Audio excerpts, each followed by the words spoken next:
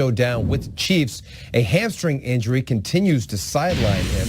Head coach Doug Marrone says he doesn't know how much time Fournette would miss, although good thing they still have TJ Yeldon. Yeldon with 3 scrimmage touchdowns this season, which matches a career high. He's coming off his second 100-plus scrimmage yard game since 2017.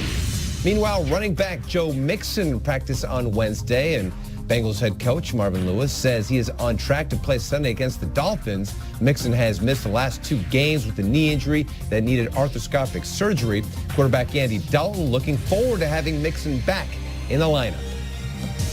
Gio has done a great job. Mark has filled in and done well.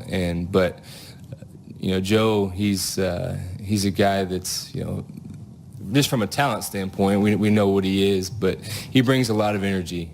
And I think that's good for everybody, and we're glad to have him back.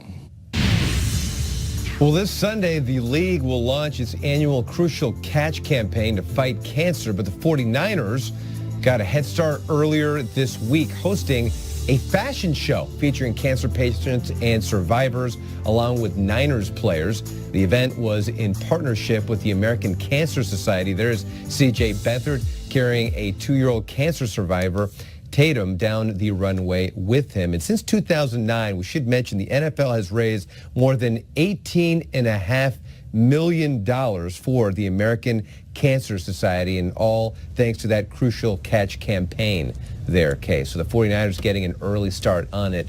And you see, again, not only the smiles that these kids and survivors have, but also like on C.J. Beathard as well. Forget the Jimmy Garoppolo and all those other things. This really puts things in a perspective for these guys as well.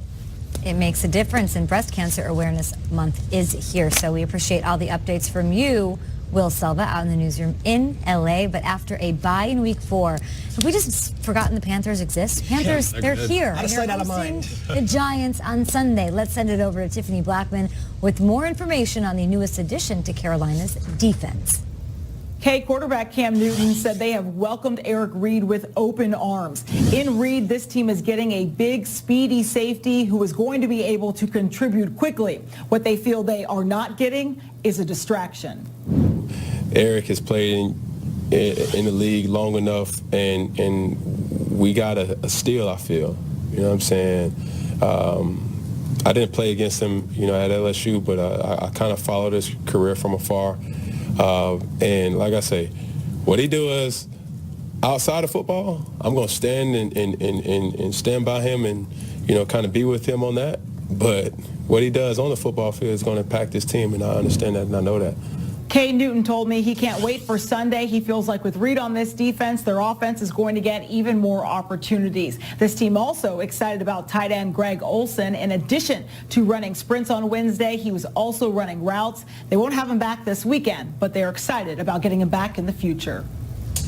Yeah, we were excited to have him on the show last week. Tiffany, great job by you, as always, digging the glasses and the intel on what's going on with Reid and company. Guys, reactions to that report and Cam Newton's comments? I want to talk about his hat, the brimless hat, because it looks unbelievable. But, Cam Newton is one of those guys that he's so in tune to what's going on in the season right now that I think he's about to have this recapturing of that special season he had. I give credit to the new ownership, David Tepper, the general manager, head coach. A lot of people were like, Eric Reid, they're like, he's a great football player, we'll put him in there. And guess what? The public reaction to Eric Reid signing has been silent. There's been no Eric Reid could play football, and that's what he's there to do. Damn right, Pam. All right, this is Good Morning Football. More news ahead. We've got reporters all across the country, and of course, we're talking Thursday Night Football, Colts, Patriots in Foxborough.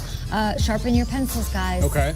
Get your protractors, trapper keepers, all of that. Nate's taking us to school after this. Dedication,